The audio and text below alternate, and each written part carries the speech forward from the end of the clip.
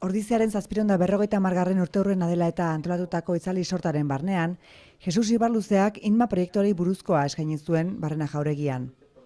Goierriko 456 haurrek hartu du parte, inguruak haurren garapenean duen eragina aztertzen duen ikerketa honetan.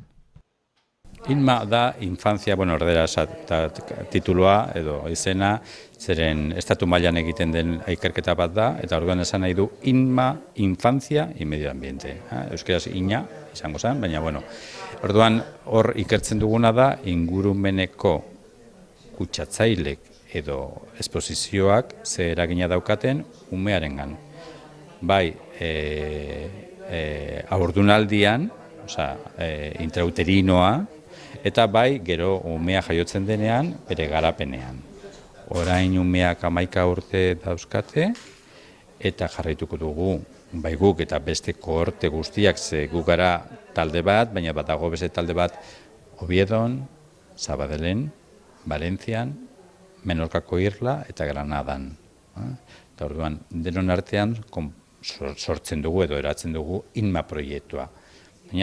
Eta helburua da hori, neurtzea eta ikertzea ingurumeneko esposizioak, bai kimikoak, fisikoak, mikrobiologikoak eta psikosozialak, eta berain arteko harremanekin ere bai, umearen garapenean fisikoa eta psikologikoa. Proiektua planteatu egin zenean, guk argi geneukan gure kutsatzaileen maila bajoagoa zela, konparatu egiten bagenituen maila horiek orain dela 50 urtekoekin. Baina jakin gure hipotesia eta gure galdera nagusina zen, baina orain ditugun kutsatzaileen mailekin orain dino eraginak ikusten dira, bai garapenean, bai fisiko aldetik eta bai psikologikoaren aldetik. Eta hori da galdera, eta guk esan genezakena da, aurkitzen ditugula eskutsatzaile guztientzako, ze maila oso bajoak dire kasu batzutan, baina aurkitu ditugula eragin txikiak. Baina eragin txikiak, igual, konposakin batekin, eta beste kasu beste batekin, baina banan edo 2 edo 3 ikertzen ditugu batera.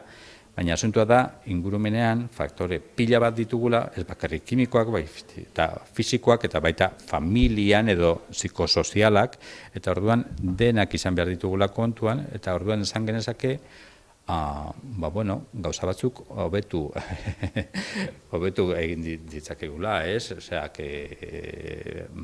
bai kutsaduraren maila bajuagoak lortzearekin, esate baterako aire kutsadura partikulen maila, berantza joan da, eta argi ikusten da esate baterako Inma Gipuzkoan, osea, ikertzen ari garan area honetan, batez ere, industria batzuk itxi egin direlako. Horrekin ez dut nahi, esan nahi, itxi egin behar direla, baina kutsadura maila bajatu egin da, argi ikusten da hori, eta efektu batzuk kutsaduraren mailarekin erlazionatuta daude, ez bakarrik industria sortutakoekin, baizik eta transporteak sortutakoekin, neurri handiago batean ziurazkin.